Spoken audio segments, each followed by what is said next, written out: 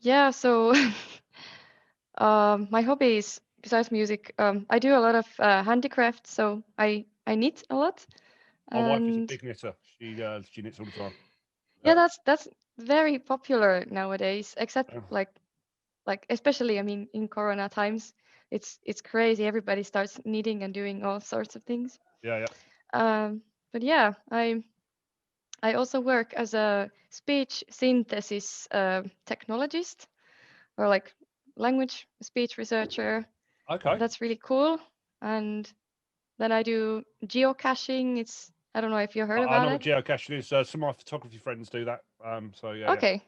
yeah, Yeah. yeah. So yeah, I know that's that. pretty Fair enough. much. Yeah, I've not been out of the house in ages, so I've never not been able to do that for a long time. So yeah, fair place. Yeah. And next, is it? Sorry, is it Arrow? Do I pronounce that again? Arrow, yeah. Yeah, yeah, Arrow. Katri actually got all of us, or the three of us, into caching Oh, fair play. when she joined the band. We've been Yeah. on a couple of like hunting trips around our practice place to I like look the for some I like the way caches. you say it, hunting. Yeah. I was like, now let's go out and find some geocaches. You guys follow me. Fair Yeah, play to you. Yeah, yeah, yeah. It's good to have and something in common as a band as well, I guess. Yeah. To have that going. And so yeah, yeah. I I'll have I'm, to have a little go at that myself at some point. Do you want to you should. just one of you explain how that works for people at home if they're interested? Yeah. So basically, you download an app called Geocaching or See Geo or whatever.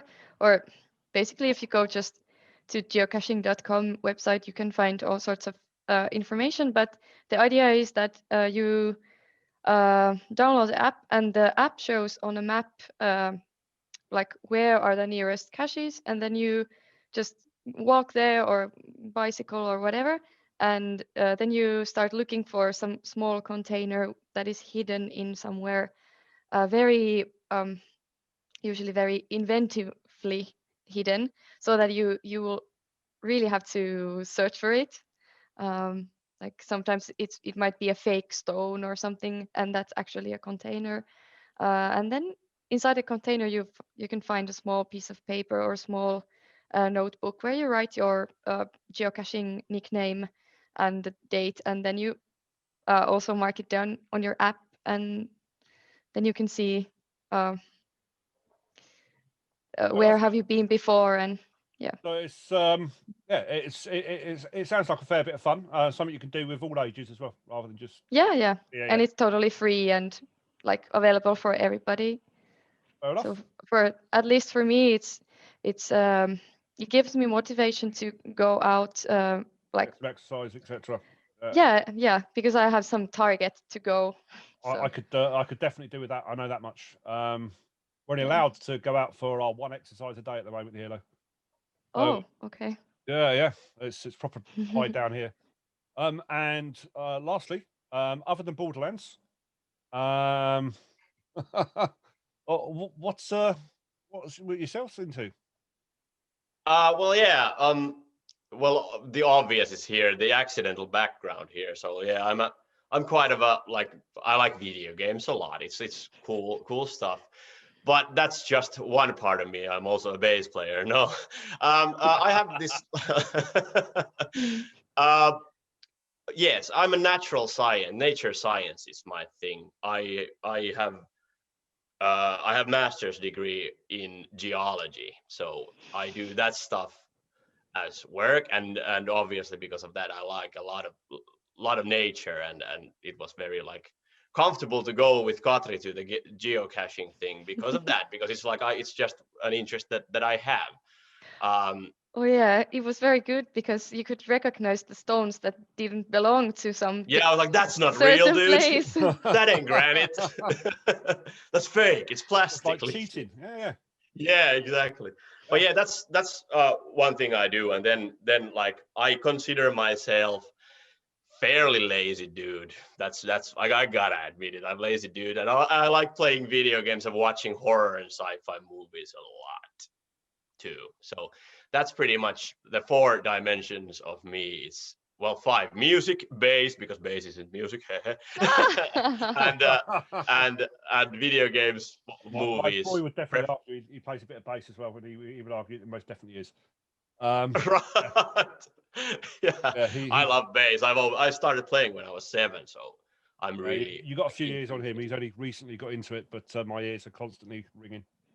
Right, so those talking about those backgrounds, and particularly the 2 science backgrounds there, in the new tracks, that definitely comes through. Is this something that, with what's going on in the world, kind of it's been on your minds, and so therefore you wanted to write about that? You know, and also, I guess, is it like, you know, is becoming even more important nowadays? Yeah, I mean, I think it's obviously like the lyrics that are there. They are like, of course, you can, for example, in Gaia, you can like really hear that it's about the current situation of the world, and like all the natural scientific phenomenon going on, and mirror symmetry is about like there's lots of like galaxies and black holes and stuff like that.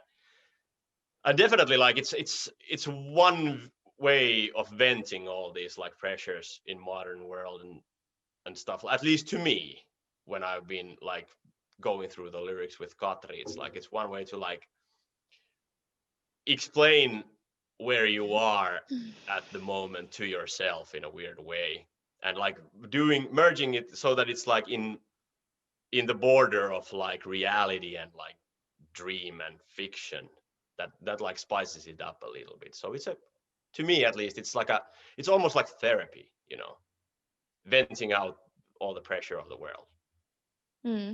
That's true. Anybody else want to add to that? Has he got I agree. spot on, I agree. Spot on. Yeah.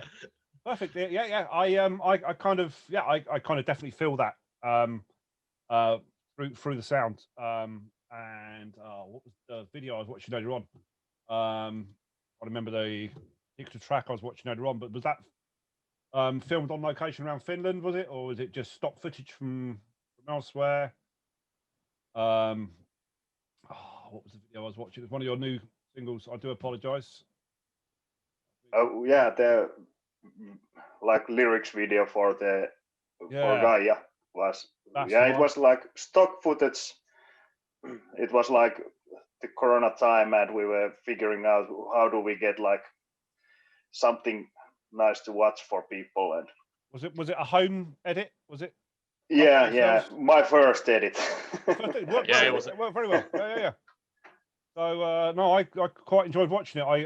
I've been, before music photography, my first love is nature and wildlife photography, and you know, obviously landscape's part of that. So seeing videos like that always makes me go, where was that? Because I kind of want to be there, get there with the camera. I don't know where it was from the stock, so there's probably all the places from Earth in the video. It was so cool. I remember when Eero showed it to me, we were like actually at his place during the summertime, and I had just cracked open my first beer of the night, and I sat there in the sun, and Eero comes to me with a phone. Dude, look what I've made. Then he showed me the video. I'm like, what the? How did you did that all yourself? It was like very cool, and it's exactly what like that song is about, in my opinion. So it was like spot on. Absolutely. Good job, Eero. Okay, we just got our 10-minute warning.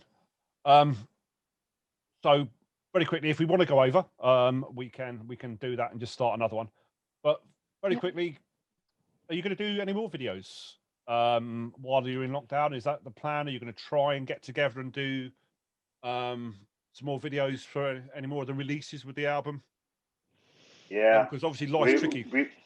We've had big plans already, but it's really tough, like schedule-wise, to get the time to get everyone to a recording location and do all the planning and all that stuff. So we already planned another video for the previous single, but we didn't have time to like make it happen. But hopefully we'll get something for the album release. For the people at home, what's the date of the album release again? We don't have exact date yet. We're still like pondering that, sort of looking at how everything will go. Yeah. We have the studio booked, and sort of we can calculate from that, but it will be somewhere around summer. Okay, so hopefully the summer is when we'll all be allowed out to play again. We're hoping also. Yeah. So trying to get to some festivals. And whether or not the rest of Europe lets us Brits travel is the other one as well. So whether we can get to some festivals. Because certainly me and a colleague of mine, Finland is on our hit list of places to go and see some music and see some festivals. It has been for quite a while. So if you could name one other band that you guys all love that's really kind of inspires you, who would that be? Well, that's an easy question for me because I like these. You can probably, to some extent, hear it in my bass playing, but Tool definitely. Like, yeah, that's really inspiring. Of course, like all the technical stuff, I've always been like, the reason I started playing bass like I play today is John Myung from the Dream Theater. So that's like where I got the technical stuff, but then the atmosphere and the way I like to play, it comes definitely from Tool. So maybe those two are like very good reference points for me. And very good reference points as well. Just to add. And who wants to go next? Well, the first time I heard Epica, I decided to sign up to classical singing lessons. Very first time. Man, yeah. Like that. Fair play. So I would say Simons is very great inspiration for me, and also Flor Jansen. Really appreciate her. Fair play.